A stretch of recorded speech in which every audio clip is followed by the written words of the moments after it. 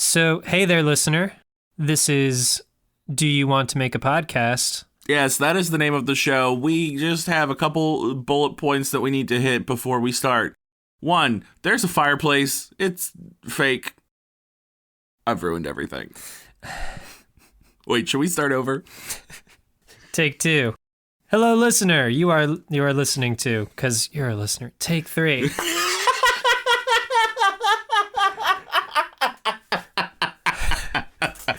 This is... Wait, we should establish, what we want to talk about. What are the bullet points we need to hit here? I got it. Okay, so we tell them that the show is called Do You Want to Make a Podcast? It is a fireside chat between two best friends who are on the hunt to create the perfect podcast. They have a lot of ideas, and they can't decide what they want to talk about. Okay. That's pretty much it. That's it? That's the synopsis. Then we'll plug the social media. Do we want to do social media? Yeah. So we'll tell them to follow us at Do You Want to Pod, all spelled out. That's Facebook, Twitter, Instagram. You can also email us at doyouwanttomakeapodcast@gmail.com. That's it. That works for me. Wait, I think we just did it. We did it. That was my plan all along. Oh, okay. Bye. Bye. Except hello, because now the show's starting. Yes, it is.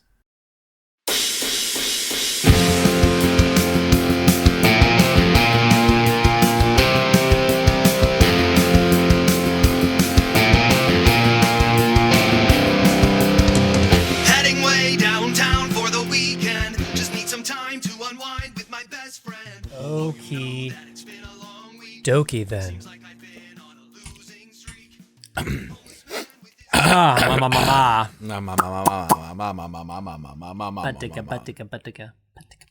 We don't usually record our warm-ups. We don't usually warm up. Unique New York. Is that how that's supposed to work? Yeah, I'm stifling every urge to just do the Ron Burgundy, basically the intro of Anchorman, where he is saying all those. Irish wristwatch. I wish to wash my Irish wristwatch. It's a tough one. And you got red leather, yellow leather. I thought that one was always pretty easy. Yes. Irish wristwatches. It's oh, I get anxiety just thinking about it. It's a mouthful. It's a hole full of your mouth. Is it bad that I just think of a leprechaun with on the face of a watch with his hands telling the time, and he's doing a little dance over a pot of gold? Is that insulting? Is that not cool to say? I don't know. I guess we'll find out. Hey, Jim Bloss. Hey, Joe Godley.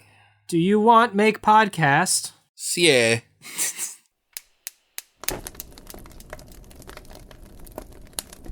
That's yes backwards. Awesome. Keeping it fresh. You didn't say it backwards. What would it be backwards? You just took out 2.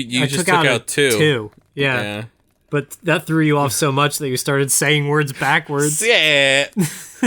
Podcast they make to you want to? Oh, wow. That was wrong. That was wrong. Wait, hold on. Wrong it was. No. Hello, Yoda. I have to do this now. Backwards I talk. I have to do this now, Yoda. 2. Writing you are. For listener, here they cannot. Narrate. I must. Okay. Podcast A make to want you do. Sure. Sieg. One word sentences I complicate not. Sieg. Did you know that no backwards is on? I do. Do you know that race car backwards is race car? What? Did you know? Did you know that I'm a lasagna hog backwards is go hang a salami? I'm not even gonna check that. Yes, 100% true. I love it. I'm trying to think Yoda backwards. Y-O-D-A. Adoy. Adoy? How could it take me that long to figure it out? I don't think I've ever met someone who's not a fan of Yoda. He's a great puppet. Right? Remember when they made Yoda CG in the prequels, and so he could do all that crazy monk shit? Where he just was a blur of green fighting against the Sith. Yes. Yeah, it's always hard for me when we talk about the prequels because we were the target audience when they were released. We were young little lads. Children. So I was just excited to see more Star Wars, and they were fighting and all the action. Like, I was loving every second of it. Then as I grew older, all the Star Wars heads around me were just like, oh yeah, those prequels suck so bad. And I had to just over time be, yes, they did. But like, my first impression of them was that they were fantastic. Jar Jar Binks was like a hero. I think Jar Jar gets a really bad rap. He's an easy scapegoat. Yeah. It's not his fault the writing sucked for everything. You know, I like my Star Wars prequels like I like the beach. Full of sand? I don't like sand. I don't like sand. If anyone's looking for something to fill their phone scrolling time that's not Instagram or Twitter or Facebook, I highly recommend prequel memes on Reddit. There's one where it shows Anakin meeting Padme in episode 2, and it's just like, it's hard. We're describing memes on a podcast, but I'll try to link to this in the show notes. This could be a podcast describing memes. Just kidding. We've totally done that one before. Let's not go. We've done that one before. Into that dark night. Memes. Memes. It's Anakin meeting Padme again in the time between episodes 1 and 2, and it's just him smiling when he first sees her, and then the meme just gets, in the second frame gets closer. Uh-huh. And it shows it shows like just Padme being like, "Oh, we have only three chairs here in the room, and there's 4 of us. What should we do?" And Anakin goes like, "Kill 2 kids." She's like, "What?" And he's like, "Oh, or we can get more chairs." It's way funnier to look at it, and I probably quoted it wrong. I'm bad at memes. I'm so bad at memes. You're not bad at memes. You're bad at explaining memes, just like everyone else. Aw, thanks, man. That made me feel a lot better. A meme is not... So, memes... Here's my theory about memes. My fear meme, if you would be so kind as to listen. Yes, and then I'll say the thing that you made me think of. Go ahead. Wait, what was I going to say? Okay, while you're thinking of that, allow me to interject. I would not be surprised if there's a college 101 course called meme theory. There 100% in the next 2 years. I'm pretty sure it already exists. Oh my god! I'm pretty sure it already exists. When does it stop? Oh, I remember my theory. Oh, go ahead. Okay. Memes are not funny when someone tells you to look at them. When someone in person tells you to look at them. Right. When someone is like, look at this thing, it's funny. It right. ceases to be funny. But if you send it digitally, still funny. Yeah, so if you send it with no context, that's one thing. Yep. But when someone says, look at this funny thing, it's hysterical. Especially if they try to explain it beforehand. Not funny. Case in point, someone tried to... Do you remember Damn Daniel? The name sounds familiar. Damn Daniel back at it again with the white vans. Yeah, I guess I have no idea what this is. What? It's a little bit after your time. When I when I had to be hip with the kids. Yes. The youths. So somebody tells me about this thing and it's like, oh, it's super funny. It's like they're like, this kid just comes on and they're like, damn, Daniel, back at it again with the white vans, and I'm like, okay, and then they're like, here, look at it, and they show it to me, and I'm like, okay. But if I had encountered that in the wild, I probably would have been like, oh, that's funny. You know what I mean? Yes. So that's my meme. My theory about memes. My fear meme. Oh, I hate this so much, but it's also making me smile. That's all I got about memes. Yeah. Okay. Shall we? Did we ask if we wanted to make a podcast? We did. We did backwards. We already did that. But now you asked it forwards. Right. So we got the lists. Listener, if you've never listened, we do the lists. We write down ideas and we make the other person talk about them. Such as... Oh, this is just you writing the thing backwards. That's me writing the title of the thing. I'm going to tie all 3 of these together. Okay. Jim has written down on 3 separate lines. 1, beat the heat. 2, in the sheets. 3, eating meat. But I'm not going to separate those because they're just too good. Okay. So this is a podcast about how you stay cool in bed eating meat. Do you eat cold meat? Or are you staying cool? Or are you hot because you're eating hot meat? And so you need to find a different way to stay cool. Yes. No, you can't have it both ways. I will show you exactly how you have it both ways. Okay, go on. I'm interested. What was the first one? Eating cold meat. That Right. was the first one. So you just take the leftovers from dinner out, and then you eat them, but in bed. Be careful. Careful, kids. Those sheets are expensive. That's one way we beat the heat in the sheets.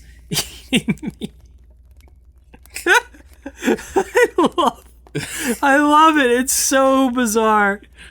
Oh. And the other one is assuming you have either a very good friend that you don't mind having in and around your bed, or a significant other. This is you eating spicy meatballs while the other person fans you profusely as you're like, oh, this is so hot. That's a one spicy meatball. And so one spicy meatball. And if you're like me and you just eat as much food as possible, you can be eating that along with the cold leftovers from the night before. Okay, so you eat the hot meat. Yep. Then you eat the cold meat to cool down. To balance it out. So that way you can eat more of the hot meat. Exactly. Now, this hot meat is spicy hot? Spicy hot. Is it also temperature hot? Or is Yes. it just spicy hot? It's both. It's both. This is not as easy as it sounds. Beating the meat in the sheet. Nope. Oh Nope. no! That's not what it is. Beating the heat in the sheets, eating meat. It's not as easy as it sounds. It requires many TV trays for keeping the stuff. Many off TV trays. Yes. Okay. It's a wide assortment of meats. All right. On tray one. Is The entree one. oh First of all. Okay. Nailed it. We already established was the spicy meatball. Entree two is some spicy capicola on a sandwich. Okay. Yeah. And that's the cold meat. No, that's the still hot Still meat. hot meat. But it's on a sandwich. Yeah. So being on the sandwich that's a good It breaks up the spice. yes, intermediary phase. The difficult part to all this is that for the cold meats, the most efficient way to ingest a cold meat is Is intravenously. Yep. And boy, oh boy, is that uncomfortable. Because instead of injecting meat into your veins, which would probably most surely kill you, you just put a feeding tube into your belly, so you're like being fed the meat. This actually kind of goes along with my initial idea, which was a meat smoothie. Meat smoothie. Yeah, Is that how you beat the heat? in the sheets. In the sheets? Yep. Meat smoothie also. No, I can't. I know it's difficult, but No, that's what it oh, takes if no. you're trying to beat the heat. In the sheets. In the sheets, you have to drink the meat sometimes while you're eating meat. Oh. It's so difficult. I only do this like once a year. Some people do juice cleanses. I do full on You do a full meat cleanse. meat binge, and I get so sweaty. The meat sweats. Usually I'll just put my feet in like buckets of ice to just sort of like distract from the sweats. From the meat sweats. Now, these meat sweats, are you getting them from hot meats or cold meats? You're getting them from the meat smoothie. Now, the meat smoothie. Oh man, Let's just call it. Let's just call it a smoothie to make it a little more palatable. No, that Smoothie? I don't know. We can talk about this. We can talk about this for another minute, and then I must stop. So this smoothie, Yes, hot or cold? cold smoothie. Ugh. Somehow You want that's a hot- worse. It's supposed to balance out the hot capicola that you're Now, what eating. makes it? What's the smooth part of this? Like, do we just take the meat and put it in a blender, or are there other? How does one make a smoothie? Oh, you just take chili and actually make it cold. You chill chili, and then drink it. And then you smooth it some more because chili's Yeah. still pretty chunky. Depending on, they can be. But yeah, you basically make chili. And then cold. you make chili. You make chili and you drink it. That's all. Does that sound better than the meat smoothie? No, meat through a straw. It's something about meat through a straw that is just unpleasant. Which is interesting because it's the same stuff, just taken in a different way. Yeah, I don't know. There's something about it. It's just going to be, I can already tell it's going to be an unpleasant texture. Unpleasant. Challenge accepted. I don't have time to prepare anything now, but yeah, you keep me posted. I'm not. Oof. I don't know about the movie. This is why don't try this at home, kids. I think that goes without saying. But that's why it takes, adventurous souls like us to deliver these activities to the masses. You're right. Because most folks would not attempt. I gotta beat the heat real quick. Hold on. All right. Oh, that's so good. It's important to stay hydrated, kids. Yeah, and you couldn't even tell that was a movie, could you?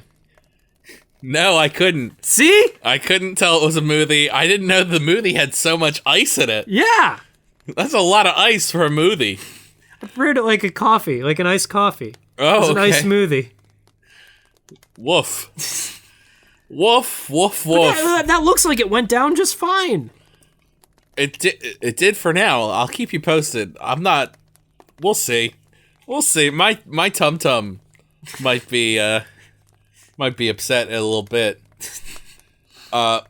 Speaking of meat, we got a theme list this week, and I'm just gonna skip the normal stuff and go straight to the weird one because it's in the theme. Let's talk about a weather ham. Weather ham, which, by the way, does not rhyme with the other words on this list that I'm not even gonna dignify. But Weather Ham is a podcast about two things. Weather and ham. Now let me tell you about my two passions, Joseph. I have two passions. One is knowing the weather and predicting it for all the people on the planet, and the other is ham. I love to take a good pig and dine on it. While predicting the weather? While predicting the weather. Does that have anything to do with your ability to predict the weather, is how much ham you've ingested? You know what, Joseph? I'm so glad you asked. It does. It does very much. Let me tell you, the weather. First off, I must inform you that I prepare all my hams out of doors. Okay. All ham preparation occurs out of doors. What that does is I have such an educated palate with hams that I can then use that ham that's been prepared out of doors. When I dine on it, I can say the way that this ham tastes tells me what the weather will be like tomorrow. Got it. Only tomorrow, though. I don't get one day forecast. I get 1 day forecast, so I got to do this every day. Oh, that's a lot of ham. It's a lot of ham, but let me tell you something. It's worth it. It's worth it because the weather. People got to know the weather in this, especially in this day and age where weather's getting. It's changing. Crazy. You can't even believe that 5 day forecast anytime because then, oh, look, tornado warning. Didn't see that coming. Whoosh. In New Jersey. Look out for those floods. God. We got a lot of rain coming. The only true source is the taste of a finely prepared pig. From an educated palate. From an educated palate. Not everybody can do that. You couldn't do this. Whoa. Not right now. You'd have to educate yourself. You have little faith. You have to educate yourself on the ham. I've eaten a lot of ham, my friend. But have you eaten ham prepared out of doors that has been influenced by the climate? Influenced. It's been influenced by the climate. Uh-huh. And as such, you can use that influence to deduce the future. You need 2 degrees in order to be able to do this. 2 degrees. 2 PhDs. Oh. One in meteorology. The other one in ham. Natch. The other one in hamology. Yes. Well, Jim, I will say, you're being a real ham right now, so this is fitting. Let me tell you something. That's why. I have a PhD in hamology. I have 2 PhDs. Yeah. I don't know why I don't demand that people call me doctor, but I don't because Dr. I'm not Ham? one of those people. No. Well, That's accurate. Well, I mean, that's probably part of the reason why I don't, because I don't want them to call me Dr. Ham. What? Or Dr. Pig, even worse. No, I would never call you. That's just mean. What was I calling you? I don't know. Professor Smug for a minute there? Yeah. Professor Smug and Dr. Ham? That's me. This is great. That's me. But okay, so have you prepared today's ham, or is that still on your to-do list? No, it's still pretty early. I usually like to do it closer to the end of the day. Okay. Gives you the most accurate readout? Correct. Exactly. Because you only get to see 24 hours from the time of the beginning of the preparation of the ham. Where do these pigs come from? Oh, I got a guy. You got a guy? I got a pig guy. They come to you like I got a pig. all cute and like alive, no. Separating ourselves from the pig death. Yeah, I mean, first off, I don't prepare the whole ham at once, of course, obviously. Like, I only prepare a small bit of the ham. You can make it last. You're not just wasting an entire... Right. It's not a new ham every day. Mm-hmm. And I think we should say that these pigs had very, very happy... beautiful lives. Good lives, not fed with a lot of free range. Hormones. Yeah. Cage-free hams. These pigs, they had like long, prosperous careers at their jobs. They were given like full benefits, enjoyed many years of retirement. And then they were like, you know what? I want to help bring people the weather. Yeah. Let's go, guy. Because that's what they say to your guy. Like, yeah. Let's go. That's his name. That's why I said I got a guy. Oh, yeah. His name is Guy named Guy. Your guy. Yeah, my guy, whose name is Guy. Fieri? Who is... No. No. He's not a pig farmer. I do know Guy Fieri. Because he's also a hamologist. He was your advisor. And interestingly enough, also a meteorologist. Yeah, that's his yellow hair comes from being struck by lightning so many times. Out there studying the field. You know the bowling shirt with the flames on it that he wears all the time? It's a symbol. Ah. It's a symbol to all of us out there that like global warming is real. Coming. I never realized Guy Fieri was so profound. Oh yeah, Guy Fieri, he's a smart guy. Nice. He just also makes trash nachos. That's like literally what they're called, I think. Trash nachos. We all can use a little bit of that. We can all use a little bit Here of garbage in our life. Do you prepare, so different ways that you prepare these pigs. Do you... Ham. Prepare the hams. Do you make tacos out of them? Do you just make straight up... No, I make ham. Like a Christmas ham. Yeah, I mean, it's tiny, but yeah. Yeah. Yeah. Does it only take one bite? Yeah, it takes one bite. Oh, so I can tell from you one have bite. like a Costco sample-sized... I make a full meal, but I only need one bite. So if you were rushed, you could do the job quickly. Okay. Right, yeah. See, I imagine just you with a little cube of ham and just like... No, you gotta prepare like a whole... a chunk. Like, you can't just prepare it because then it dries out too quick, Right. So how does bacon just does nothing for you other than being delicious? Oh, bacon's great. But no weather prediction. No atmospheric properties. No, it's tough to... The thing you gotta remember is that there's not really an effective way to cook bacon out of doors, so that way the elements can kind of become a part of it. Like, you can obviously use an outdoor grill or stove to cook bacon, but it's not gonna you got to do like a spit roast is what I'm talking about. Right. Like, I sit out there and I crank the ham. Crank that ham I crank the ham for however long it takes. However long it takes, it varies on ham size. Yeah.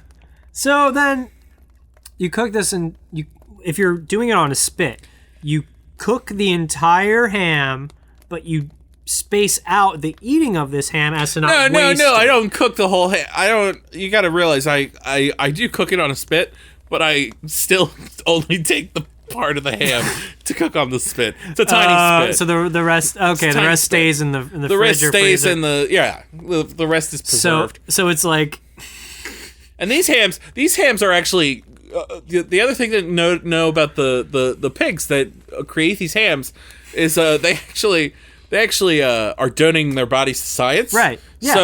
So they actually volunteer. That's what I was saying before. Yeah. It's like, yeah, we've lived full lives. And now Let's give people the weather. Yeah. Right. They donate their bodies to science. Yeah. The same way you and I could if we wanted to. So it's not that they're killed or slaughtered. It's just that when they pass on, right, they become.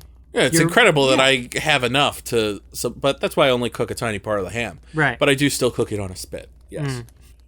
And that's the weather ham. Oh well. So hang on, hold the phone. We haven't discussed the most important part. Hold on. Yep, gotta adjust Gotta adjust that. He's about to adjust his seating position. Okay. And he's done it. All right. You need a spotter? Hold on. No, I just need to hydrate. Okay. Hold on.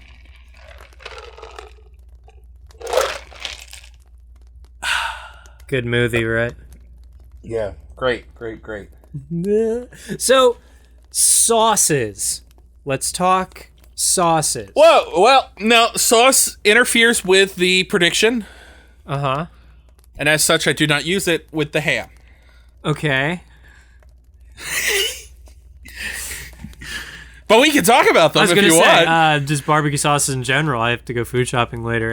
Oh, it's delicious. Any that you recommend? Oh, What's the difference between Kansas City and Missouri barbecue sauce? Like, it's funny. Like, I see them on these shelves, and they're listed like as if they're separate flavors, but all there is names of cities. They don't like say one's sweeter than the other one. It's just like, you should know Kansas City barbecue tastes like the city of Kansas City, and that Missouri barbecue tastes like the state of Missouri itself. You know what's crazy? What? Kansas City is in Missouri.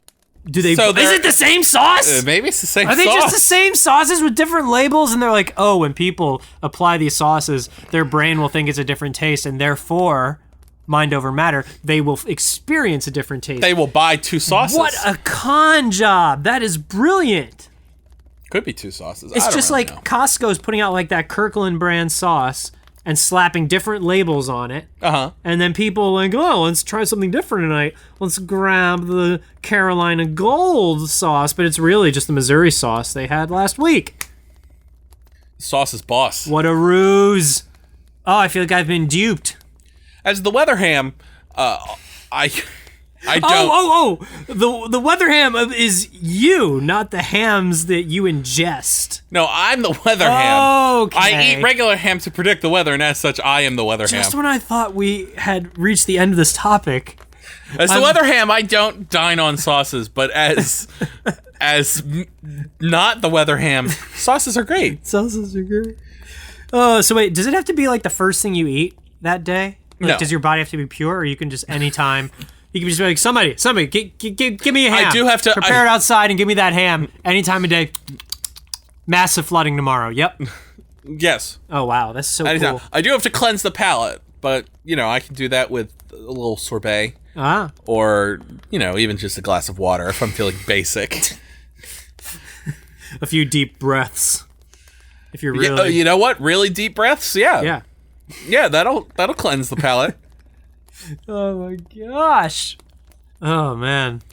So like, are there other weather hams out there in the world? I mean, from your graduating class, how many went on to pursue these sorts of? I don't think. I mean, I got my PhD in hamology second. So I don't know if any of them also had PhDs in meteorology. They might be in already. So right now you're like the only weather ham. I'm the only one on the scene. I'm the only one I know of. Okay. But I do have a journal that I publish, hoping that I publish it monthly, hoping that someone else will read it. I'm out there day after day trying to generate these scholarly articles for all of the weather hams out there. And right now it's just me, but Well, let's direct the listeners. Where can they go to get this valuable news? Oh, I only keep it on the dark web. Oh, okay. You got to realize, weather hamming is kind of an underground thing right now. Yeah, I don't think our mainly Christian society would enjoy. I'm assuming there's some element of voodoo involved in the cooking of the Oh, ham. big time voodoo. Yeah, so- big time voodoo. So they would. That's actually the third PhD that you need. Oh, You need a in PhD voodoo. in voodoo. Dr. Voodoo. That's me. I'll just call you Dr. Do because that sounds fun. Little. They call me Dr. Do. They call me Dr. Do. Little. Yep. Let me tell you something. My nose itches like a mofo. Ooh. And I don't know why. You know what helps with that? What? Eating some spicy meats. Clears you right up. Cleared my sinuses right out. That's true. That's what I say every time I eat something spicy and people roll their eyes at me, but it's true. One time I actually had a cold, and I have my weekly guys night, as you know. I do know that. And I ordered a spicy chicken thing just because I did not have any cold medicine on hand. Oh, clever boy. It didn't actually get me to taste anything after that. But I was just like, if I just imagine what this might taste like enough as I eat. Did it cleanse you? Did cleanse me. No, didn't regain my sense of smell. There was a solid week there that I could not taste food. And I was legit terrified of like, oh God, eating's like my favorite thing. If I don't get this back, well, I'll look great because I'll just eat healthy stuff because I have no taste. Right. That might be the answer to a lot of the world's health problems. Is just remove your sense of taste. That's the secret. Yeah. Sorry, Rhonda Byrne. The real secret is stop tasting things, and you'll probably have a really long, healthy life. Yep. Sorry, Rhonda. I think we have a lot to think about. Yeah, I mean, Weatherham. Yeah. Let me tell you something. Weatherham would have to be a daily podcast, obviously. Yeah. Oh God, that's a lot of work. That's a lot of work. And you got to spend a lot of your day preparing the ham. Right. You don't have a lot of day to be potting while hamming. Oh yeah. Those two never go together. We'd have to hire a third person, or we'd have to get like. I don't want to deal with. Wait, what's that guy's name? Filbert. Filbert. That's his name. I always forget his name. I don't want. Because he's the worst. He is, but I don't need to. I don't want to get him involved in post production. This would be right up his alley, though. Yeah. Filbert. I don't know. He's the worst. Well, let's just not tell him about this. Yeah. And keep this between us and all. Why the do we listeners. pay him? Still. Why do we pay him? He has some embarrassing snapshots of me at the Christmas party. Oh, jeez. That if I don't pay him for every week, he will just release to the internet. I'm disappointed in Merry you. Christmas, SpongeBob. Merry Christmas, Patrick. Okay. Filbert. So on that note, kids, we'll be back next week, and hopefully, as long as there's no natural disasters coming our way, which Jim would definitely let us know about. I would know you. I would know you. I would know to tell you. Know you, I would. Know you, I would. Tell you, I would. That's right, Yoda. And give us a sweet, sweet 5 stars. Odoy. We'll see you next time. Adoy. Bye, Mom. Bye, Mom. I love you. Mom, bye. I don't need your mile long bridge. Williamsburg is too expensive. Fuck the A train. Am I insane? No, I'm just never going back. Unless you force me to smoke crack or do a little smack. No, no, no, I'm never going back to Brooklyn.